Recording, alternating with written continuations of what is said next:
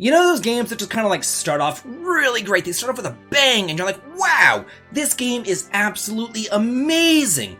But then as the game goes on further and further and further, the hours go by, you're like, gosh, could this just end already? That's what we're going to be looking at here today, folks. Games that start off hot, but definitely end up cold. And hey y'all, if you are new to the channel, please be sure that you like the video to show your love, and also subscribe for some more top 10s, reviews, and news. And now let's start off looking at some of these games that just get worse. First up at number 7, we have Secret of Mana. This really is one of my absolute favorites, so it does pain me to put it on this list. But even I can admit that it really does kind of become a slog once you grab Flammy. It just seems like the beginning portion, whenever you're in the Pandora Kingdom and getting Undyne and Gnome, is perfectly paced. And even whenever you fly off to the Upperlands and eventually grab Sylphid and Salamando, there's a good amount of time between each spirit. But once you get Flammy, that kind of goes out the window. It instead now becomes a mad rush to grab the last 4 spirits before the end of the game. In fact, the developers have come out and said that there was a bunch of content left on the cutting room floor, and you can really see this insofar as how quickly you gain those mana spirits towards the end. Which is then made all the more worse because of all the grinding that you have to do for them. I mean, between the weapons and the spells, it's just mind-numbing. I will say that the sprite isn't all that bad, but man, leveling up that girl takes forever. Number 6, Tales of Arise. Similar to Secret of Mana, I absolutely love this game. In fact, I would go as far as to say it's one of the best Tales games that we've gotten in recent memory, and definitely head and shoulders above Berseria and Zestiria. All that being said though, once you defeat the last lord, it's just like, oh my god, can you end already? Or at least just like, please stop talking, please? Everybody just stands around repeating the same thing over and over and over again about how nobody's really evil and everybody can coexist. Let's all sing Kumbaya. We'll overcome all of our obstacles with love and the power of friendship. Blah, blah, blah. This wouldn't be so bad if they all just like said it once, but they repeat it like 30 frickin' times. Then to top it all off, once they're finally done blabbing on for a year and a damn day, you're hit with the final dungeon, where a new skit pops up every 10 frickin' seconds. By the end of the game, I just skipped the skits and just made a beeline for the last boss because I was over it. Number 5, Final Fantasy III. I'm gonna be perfectly honest here. Whenever I first conceived this video, I had Final Fantasy 16 in this slot, because we all know that once Ultima hits the scene and then a billion side quests pop up, it really does become kind of a drag. But as I was reflecting upon all the various Final Fantasies, I remembered Final Fantasy III and the endgame dungeon from hell. But if we're really being honest here, it's not just the endgame dungeon that's so bad, it's pretty much everything after the 3rd crystal. From that horrible Garuda fight where everybody has to be a dragoon, to that awful cave where all the monsters split unless you use Dark Knights, to scouring the entire world underwater to try to find that one tiny spot that you need to go to. But Styx Tower really gilds the lily. It's essentially 3 final dungeons all wrapped up into one, and if you happen to go straight to the Cloud of Darkness without first defeating the sub-bosses, you are just up Shit's Creek without a paddle. It's really easy to do if you stumble across it, and then you're just gonna die and lose all your progress. Especially in the NES version where there's no save points. Ugh, it just sucks. Number 4, Breath of Fire.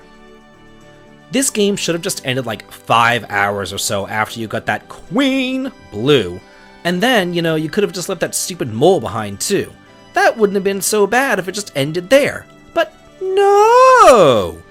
This game just drags on and on with the absolute worst dungeons known to man, such as Mogu's god-awful Dream World, which is filled to the brim with poisonous gas traps, limited sight, and this shitty-ass tower where you have to stand on switches and the walls and everything else just disappears. Then there's that god-awful Spire Tower, which is essentially huge, massively just open fields where you're randomly plopped in some spot, you have to wander around till you find a staircase. And then the Mare Tower just absolutely blows. It's a mazy tower in and of itself, but it also has the added bonus of you stepping onto a floor tile, making the entire tower spin around, so you just want to chuck the game out the damn window.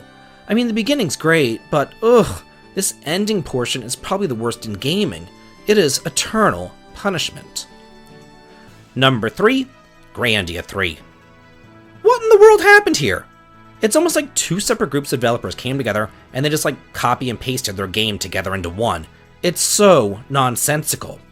The first 10 or so hours are fantastic, where you travel around with your mother, who is a take-no-prisoners badass pirate bitch, and her hot little boy toy Alonzo.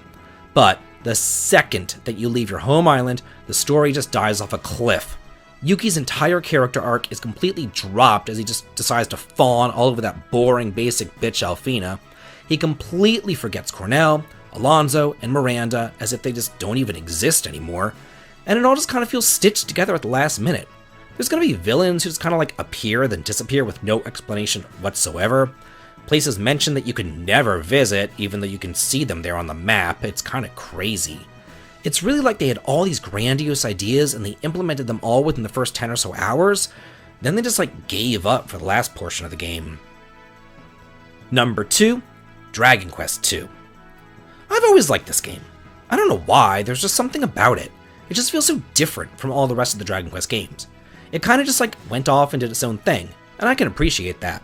Unfortunately though, the development cycle was rushed, to say the least, and as such, pretty much from the moment that you get the ship, there is no balancing to be had whatsoever, especially in the NES game. Yeah, they did improve upon it somewhat in future remakes, but even there, the grind that you have to do before you go into the Cave to Roan, and then the further grind that you have to do once you're on the plateau outside of Roan is just insane. You'll be sitting there for 10 hours, no exaggeration, just grinding the same monsters over and over and over again, just to have a snowball's chance in hell against Hargon. Not to mention that the Cave to Roan is full of looping rooms and pitfall traps and other god-awful crap. And then that plateau is chock full of monsters with their instant death spells and sacrifice. The rest of the game is great, but this portion, what an absolute nightmare. And finally, number 1, Xenogears. This game is just gotta be the poster child for it only gets worse. After all, it was the first game that popped into my head whenever I really began mulling over this topic. Back whenever I first played Xenogears, I was in high school, and I adored it. I thought that it was one of the best games that I'd ever played, with a gripping storyline, wonderful characters, beautiful music, and a huge fantastical locations to explore. It was just everything that I'd ever dreamed of a game being. That is, until I hit Disc 2, and the disappointment was palpable. Everything that I knew and loved from the past 40 or so hours was pretty much gone. You could no longer explore. You could no longer really interact with the characters. You couldn't really do much of anything besides sit around and read, and then maybe every hour or so it would ask you to save, and then you might get a boss battle if you're lucky. And this continued on up all the way till it just kind of threw you into the final dungeon and then randomly said, hey, here's an airship if you want to go exploring, I guess. I just sat there, dumbfounded, and what the hell? It wasn't until later on, whenever I got the internet, that I read about what actually happened, but man, talk about a AAA game going into a triple F. So that's it for the 7 JRPGs that only get worse. What did y'all think about my picks? And what games might you pick instead? Let me know about some other games that you think start off with a bang but then crash hard. Let's all talk and chat about it because I'm always in the comments too. And if you like what I do here on the channel, please head on over to the Patreon to sign up for early access to my videos and behind the scenes photographs. The link to it is over in the video description. And as always, please like, comment, and subscribe, and have a good day.